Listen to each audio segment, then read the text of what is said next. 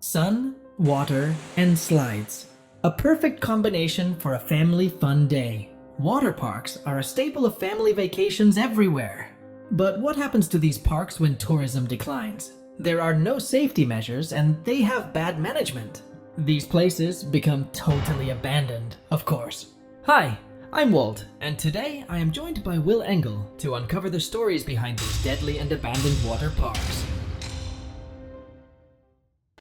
Atlantis, Mexico City, Mexico. Atlantis was one of the many sections of the famous Chapultepec Park in Mexico City. And in the 80s, it was one of the most beloved, but today it lies abandoned and surrounded by many controversies. The history of this water park dates back to 1968, when the government created the first dolphinarium in the city. The initial park didn't last long because of bad administrative management, and it closed at the end of the decade. Then in 1981, a private enterprise recovered the park and turned it into a small aquatic city, with dolphins and aquariums with more than 17 marine species. Also in 1979, a water park opened in this area called Aguas Salvajes. These two parks were very popular during the 80s and the 90s, but at the beginning of the 2000s, the parks began to rot and decrepitate slowly. Aguas Salvajes had to rebrand twice. It changed its name to La Ola and then to El Rollo, but it ultimately closed in 2007. And it was left completely abandoned. For a while, the government tried to bring it back to life and turn it into an urban beach, but the people that lived near the area opposed this, so in the end, nothing came of it. But the real tragic story was the one in Atlantis. After the park stopped working normally, they began offering other types of services like dolphin therapy sessions. In 2012, the park announced a remodeling and closed its doors. But this refurbishment never came, and the park remained abandoned, with its animals still inside, having only one employee in charge of feeding them. Many images were leaked showing the animals in terrible conditions, swimming in green waters, and some of them were even sick and hurt. The rest of the park was also falling apart, and in ruins, rusting and full of abandoned buildings. In 2014, after several complaints, the government carried out an operation in which they rescued the animals inside and rehomed them to different water parks in the country. The park is now still abandoned, a sad and terrifying shadow of what it used to be. Update. We're happy to announce that the Atlantis Water Park has been transformed into an urban culture park. What used to be pools at the water park now serve as a skate park for people, with an additional area dedicated to younger skaters. The former Atlantis area also features accessible pedestrian pathways and skatable stairs, spaces for physical activities and performing arts, a market for graffiti artists, and an outdoor dining area, among other things. Hoi Thuy Thien in Hue, Vietnam. Hoi Thuy Thien is one of the world's most famous abandoned water parks. It opened back in 2004, and it cost approximately $3 million to be built. Still, when it opened, it was only half to two-thirds completed. The park featured 3 water slides, an auditorium where performances were put on to entertain guests, and the park's signature giant 3-story tall dragon aquarium. Rising from the lake at the park's center, manta rays and sharks lined the walls of the interior staircase, built to resemble a dragon's ribcage. On all sides of the dragon were aquarium tanks full of live fish and crocodiles. Nobody knows the exact reason why, but within just a few years, the business continued to experience problems. Some people say it was because the park was not completed when it opened. Others say that it was because of operating issues or financial ones. After it shuttered, plans to resurrect the park from its physical troubles by turning it into an eco-park swirled throughout Hue's local media, as recently as 2013. Instead, those revitalization plans died on the table, leaving the park to become a legendary destination for travelers to the region. The worst part of this park's closure was that the crocodiles in the aquarium were left to fend for themselves and made their home in the pools attached to the water slides. And as recently as February 2015, the crocodiles, who by now were in a dreadful state of ill health, were still residing in the pools. Some visitors even fed the crocodiles and also brought them to the attention of PETA. And thankfully, in collaboration with the local authorities, PETA took the crocs out of the pools and moved them to a wildlife park somewhere else in the country. This abandoned park has been popularized as a tourist destination in its own right. Located 8 kilometers out of town, the park is not that easy to get to. Once you're there, you can find a guard who collects an admission fee of 44 cents. There are even refreshment carts in operation inside of the abandoned park sometimes. In October 2014, the area was given to the Hue Trading Investment and Construction Group Company Limited.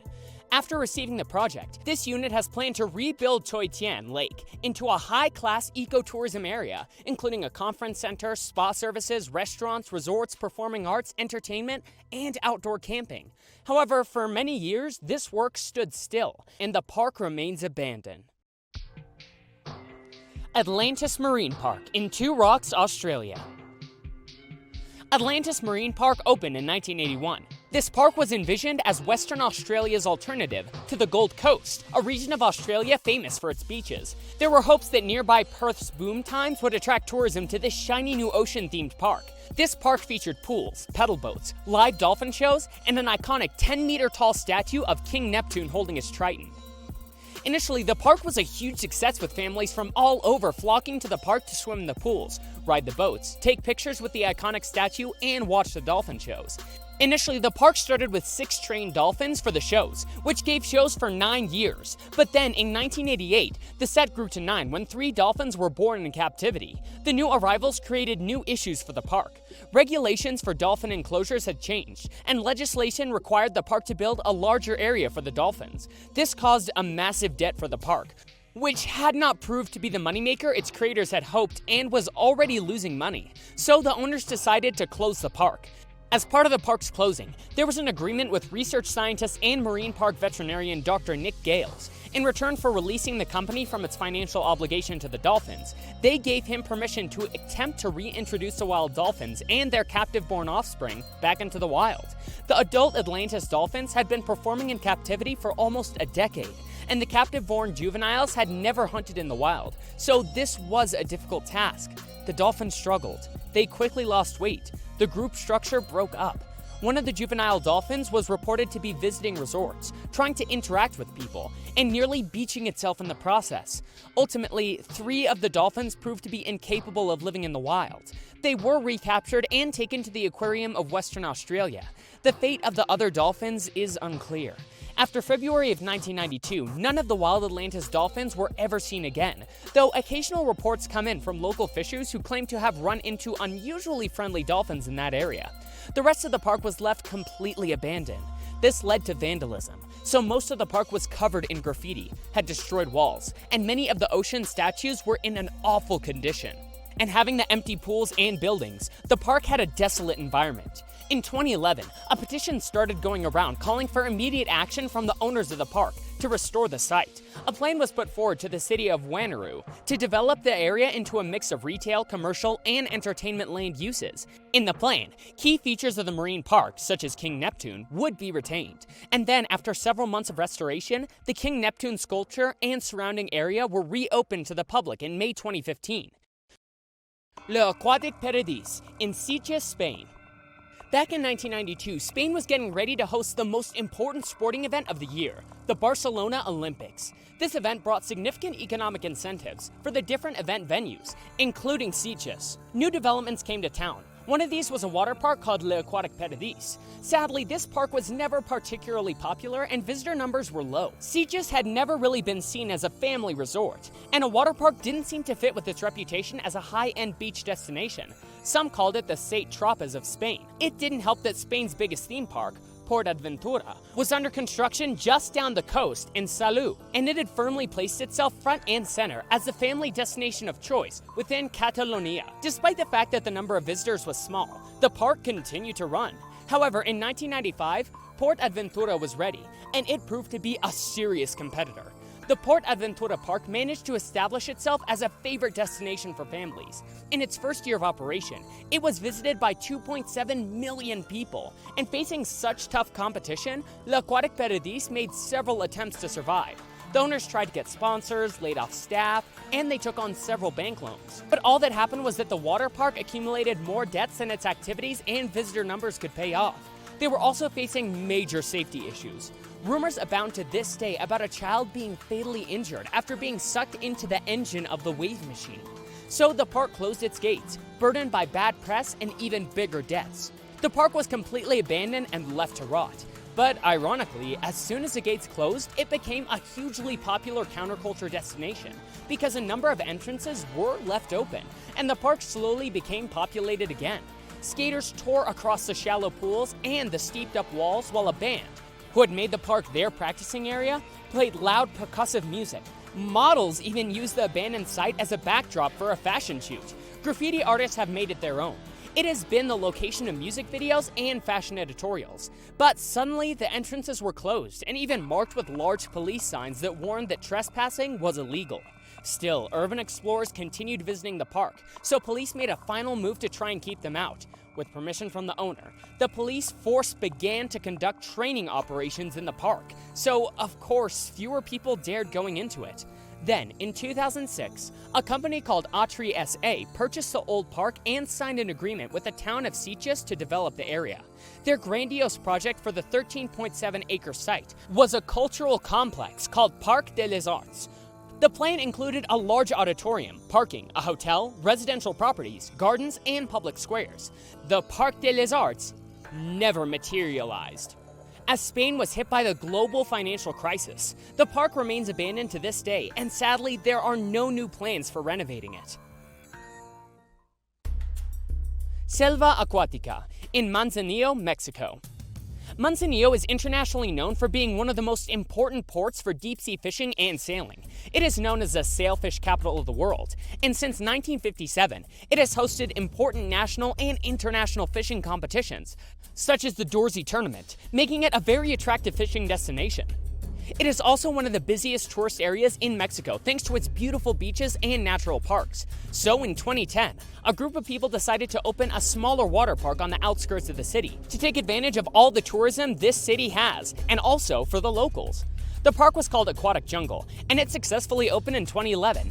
It had a few attractions and areas, but it was a great park for families because it was fun, and it had a very low cost. The park was doing very well, and in 2012, it received a renovation. This made it a favorite spot for many of the local families. Unfortunately, the water park was very far from the main city, and people preferred to visit the nearby beaches instead of driving to the outskirts of the city and paying an entrance fee. So in 2015, the park closed its doors. The owners put the park up for sale for 12 million pesos, or the equivalent to $567,948 US. But no one decided to buy the park, and so it was completely abandoned. The park is in a terrible state. At the front office, you can find spare tickets for the many attractions lying on the floor. The slides are completely destroyed and vandalized, and the pools are covered in mold and completely drained. In 2017, the government announced a new project for a state-of-the-art water park, but so far the project has not advanced at all. It's very sad to see a place that was once enjoyed by many families to be in such a state, but thankfully they can still enjoy all the beautiful beaches that Manzanillo has to offer. Lake Dolores Water Park, Newberry Springs, California. Lake Dolores Water Park in Newberry Springs, California was constructed in the early 1960s by local businessman Bob Byers. In May 1962, a basic campground adjacent to the small lake was opened to the public, and over the next 25 years, rides and attractions were added, and the site evolved into a water park. The water park featured 8 identical 150-foot water slides, mounted side by side on a human-made hill. Nearby were 2 V-shaped water slides. There was also a zip cord ride, 3 high-diving boards, 3 trapeze-like swings that guests used to launch themselves into the lake, a fast, long group raft ride, a lazy river, bumper boats, an oval jet ski water racetrack, and a swimming pool. The park saw its peak attendance between the early 1970s and the mid-1980s, but after a downturn in popularity in the late 1980s, it closed. Byers sold the defunct park in August 1990 to businessman Terry Christensen, who envisioned a more polished park with a 1950s theme, and the park reopened under a new name, Rockahula. On July 4th, 1998, the park featured the constant playing of 1950s and 1960s rock and roll music throughout the park, along with some compatible graphics. In its Rockahula incarnation, the park included a river ride on inflated tubes. Things were going good for the park, so good in fact that the 1999 Electric Daisy Carnival was held there. But in its 3 seasons, the park amassed $3 million in debt. One of the 3 investors experienced financial problems, and an employee had an accident in which they were awarded $4.4 million in damages. So they filed for bankruptcy in February 2000. Because the court-appointed trustee failed to find a buyer for the park, the bankruptcy judge overseeing the case returned the property to Dolores Byers, with most debts discharged. The Lorse buyers sold the property in September 2001, and after a $400,000 renovation, the water park reopened in May 2002 under a new name, Discovery Water Park. In 2002 and 2003, the park was open on weekends. During the last season of operation in the summer of 2004, the park operated intermittently.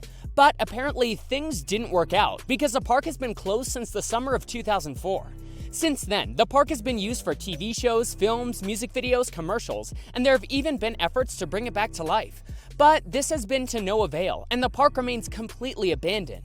In mid-October 2018, the abandoned park was the victim of arson, and many of the remaining buildings, including the Lazy River Cafe and arcade, were sadly burned to the ground.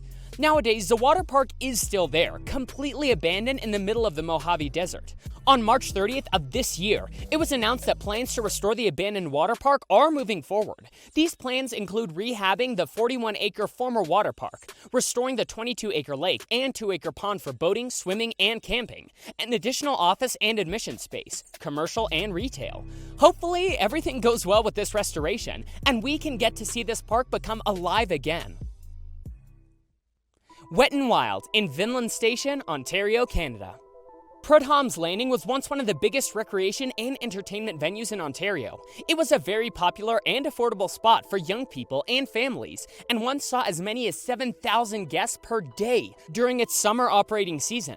Adjacent to the resort was a recreation center with a snack bar, a 9-hole par 3 mini golf course, an indoor swimming pool with an underground tunnel to the main hotel, an outdoor pool, an arcade, a bowling alley with 4 5-pin auto lanes. There was also an amusement park built nearby. It had go-karts, a haunted house, and many more attractions. All of these were great, but the resort was not done yet. A small water park was later opened. A human-made hill was used to create 2 water slides. And after, a wave pool, 2 water slides, a lazy river, and a rapid tube ride were added. This area was called Wet n Wild. This recreation and entertainment complex sadly had a very troubled history. In 1967, a fire destroyed the main section of the complex, including 55 motel suites, the dining room, 5 ballrooms, a curling rink, and the Garden Center Theater. This destroyed the resort and left it with almost no possibilities of coming back to its former glory. Then, a second fire in September 1971 destroyed the indoor swimming pool, bowling alley, and the gaming arcade and the games inside. Police determined the fire to be arson. Still, after all of those problems, the theme park and the water park continued working, at least until 2000. The cost and maintenance of the park were huge, and people stopped visiting the resort, so this made it very difficult to keep the park open. By 2001, the park and its surroundings were completely abandoned and left to rot. The Prudhomme's Landing Inn closed around 2010, and after it closed, it was also abandoned for 6 years, until in 2016, everything was demolished. The only thing left after this was the hotel, but this lasted for 3 months only because it was destroyed by another, you guessed it, fire. This is a very sad story, and it is awful to see that such a successful tourist destination is nowadays in ruin, and will only live in the memories of the people who were once able to enjoy it. Safari Lagoon Water Park in Pandan, Selangor, Malaysia. Safari Lagoon Water Park is definitely one of the more outlandish attractions on this list. In fact, this water park is actually built on the roof of a shopping center in Pandan, Selangor, Malaysia. This was actually the first rooftop water theme park in Klang Valley. Safari Lagoon was known as one of Southeast Asia's largest theme parks when it first opened its doors in 1998. To this day, it's like a tourist attraction, as you can see an infamous giraffe statue on top of the Pandan Safari Parade building. It's impossible to miss. I mean, with a funky location like that and tons of slides to boot, what could possibly go wrong? Well, what ultimately burned this bridge down was the fact that Safari Lagoon had actually been operating without a license. Authorities uncovered this and quickly took action to shut this water park down. Not only is not having a proper license super bad business practice, but it can also be extremely dangerous if an accident happens. And that's exactly what happened. An employee was reportedly killed after being trapped in a high-pressure water pump compartment after trying to retrieve some visitor belongings and was unable to get out. It's safe to say that Safari Lagoon never recovered from this alleged incident. Even though the water park was ordered to close in 2005, it still managed to stay open for another 2 years before eventually closing in 2007. Now, even the actual shopping complex that Safari Lagoon is built on top of has been completely abandoned. The complex itself actually has been a part of some controversies, but that's its own story for another day. Water Wonderland in Midland, Odessa, Texas.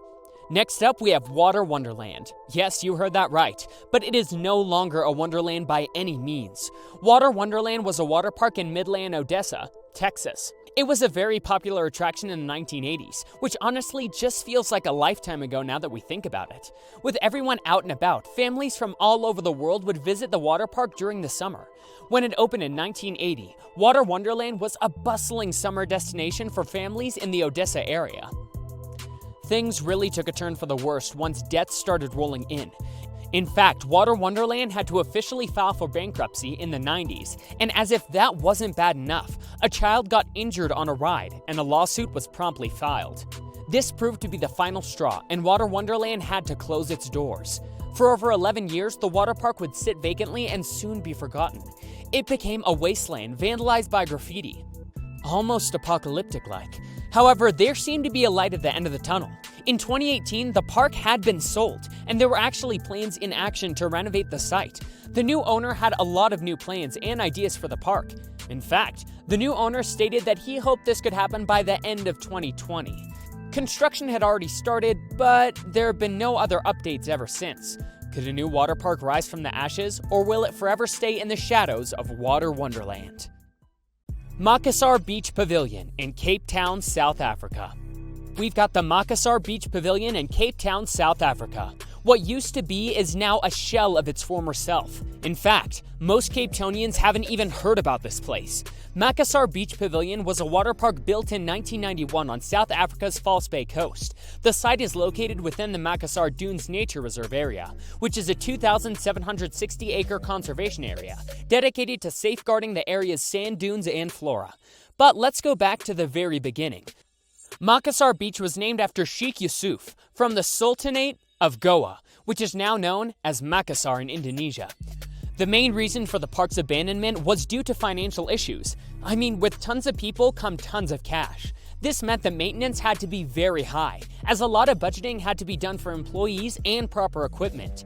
The pavilion used to be a popular resort, and business was booming. With Makassar having a population of roughly 33,000 at the time, there were hundreds of families visiting the water park at the time. Now, you could say that the abandoned water park looks like a movie set. Due to southeastern winds and shifting dune, mountains of sand have encroached what was once a place of life, covering the green and blue structures of what remains. Instead of being filled with vibrant slide attractions and laughter, we are now met with what is an otherworldly landscape that intrigues both photographers and sightseers alike. Aquaria Park in Ravenna, Italy. Aquaria Park in Italy was a popular destination in the 90s and was the next big thing in Ravenna. What can I say? This water park had it all. From water slides and swimming pools to crazy whirlpools, it seemed like there was a bright future ahead for Aquaria Park. It even had space for sports, like tennis and basketball. It was really the perfect place for both water and land sports lovers to gather. And not only that, but the water park even had a disco, where people could party and relax next to a beautiful sandy beach. I know this sounds like it's too good to be true, and you're absolutely right. Otherwise, Aquaria Park wouldn't be on this list after all. Aquaria Park closed in 2004 after only being open for 12 years. There's not much information that can be found on the internet as to why this happened, but we know that the park went bankrupt. The property wanted to convert the park into a tourist complex and building apartments. They asked for the permits and closed the park thinking about the new project. But nothing came of it. In its current state, the once glorious water park now resembles a horror film set. Fun Park Fyn in Arup, Funen, Denmark. Fun Park Fyn brought life to Arup, Funen, Denmark when it opened in the 1980s. With vibrant attractions like carousels, people absolutely loved going to this park. The biggest appeal was that prices were affordable, making it the perfect destination for families. There seems to be an ongoing trend with these water parks, and that is that Fun Park Fyn actually went bankrupt and had to close down in 2006. Like Water Wonderland, Fun Park Fyn was even bought by other investors, which happened around 2008. There were rumors that the water park was going to be rebranded as Hans Christian Andersen Park, but this possibility seemed to fizzle away as Fun Park Fyn remains desolate. What probably was the most notable attraction of Fun Park Fyn is the swan boat. which is still on the site with the rest of the abandoned attractions to this day. It seems that Fun Park Finn is just a distant memory. There isn't much news coverage on what exactly happened, and perhaps there was something more dark going on behind the scenes. We'll never know.